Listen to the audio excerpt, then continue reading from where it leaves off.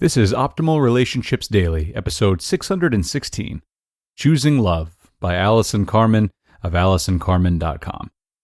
Hello, everybody, and welcome back to another Monday edition of Optimal Relationships Daily.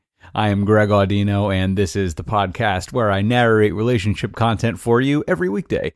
Of course, our seasoned vets know that, but we've got to throw in the reminder from time to time, as I'm sure we are just flooded with new viewers on a daily basis. I am also the host of the Optimal Living Advice Show, where I take questions from our viewers regarding various personal struggles and offer a response that can hopefully get them on the right track. So if you'd like to hear what the world is going through and maybe learn a little bit about yourself, be sure to hit the subscribe button in your podcast app for that one as well. As for ORD, though, it is time to get into today's profound post and start optimizing your life. Choosing Love by Allison Carmen of AllisonCarmen.com. Last weekend, I had the pleasure of meeting Scarlett Lewis, whose 6-year-old son Jesse was killed in the Sandy Hook Elementary School shooting last December in Newtown, Connecticut. One might expect that Scarlett would talk about gun control and new legislation, but instead, she spoke about love and forgiveness. Scarlett said that the enormity of the Sandy Hook tragedy began with an angry thought that Adam Lanza, the shooter, had as a child. And that thought could have been changed to a loving one had he possessed the tools and ability to make another choice. She asks everyone to honor her son by taking one angry thought each day and turning it into a loving one. Scarlett believes that over time, that one loving thought will change the world, and it will become a better and safer place for our children. Scarlett has also started the Jesse Lewis Foundation to create awareness in our children and communities so that all of us can choose love over anger, gratitude over entitlement, and forgiveness and compassion over bitterness. Part of this initiative will be creating curricula in schools to give children the tools to choose love. Scarlett also has written a book entitled Nurturing Healing Love, A Mother's Journey of Hope and Forgiveness, which will be released by Hay House this week.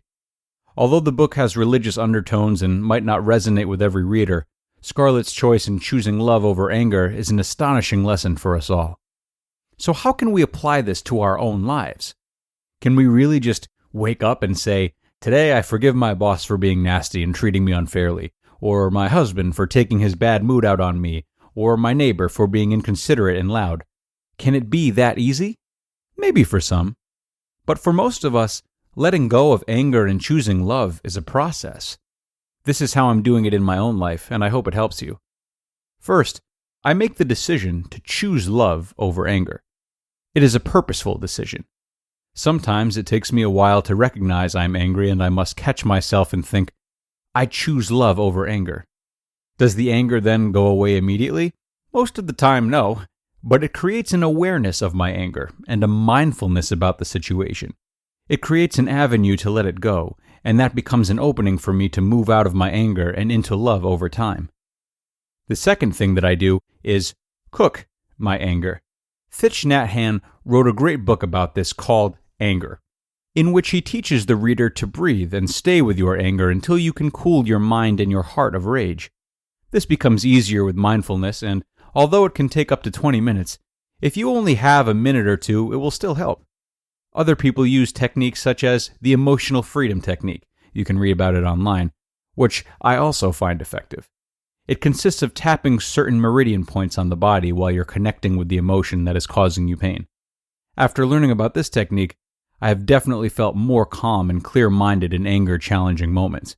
You can use this one or find another one that works for you.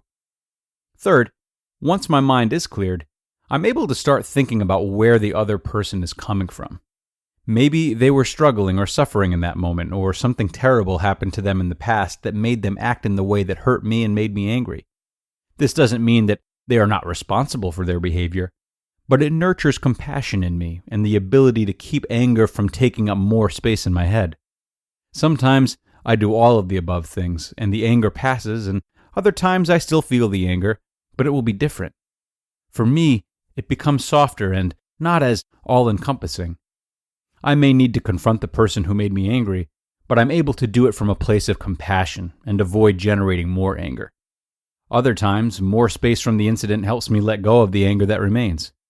When I am successful in choosing love over anger, and I can really process it, I feel more peaceful and joyful about life and all of my relationships. More and more I find that what I'm angry about is not that big of a deal. I teach these methods to my children, and I hope they will carry it throughout their lives so their hearts can be free and filled with joy and not the darkness that anger breeds within. And I stand with Scarlett Lewis. Her choice to choose love over anger in the most heartbreaking circumstances should inspire us all to take one angry thought today and turn it into love for all of us. You just listened to the post titled Choosing Love by Allison Carmen of AllisonCarmen.com. Thanks so much to Allison, a very meaningful post here, whose message will never get old in my book. Choosing love is not a new concept, but it is a concept that, as she said so perfectly, does not just happen by snapping one's fingers. That's why it's important to hear it a lot. That's the repetition she mentions. That's why it's important to hear how it differs between the lenses of different people, most certainly from a mother who lost her child in the Sandy Hook tragedy. So be patient with yourself in this process, just as patient as Allison's words are inspiring you to be with others. And with that, let's all just take a moment today to turn an angry moment into one of peace and calmness. I will see you tomorrow with a post on intimacy and relationships. Steamy, where your optimal life awaits.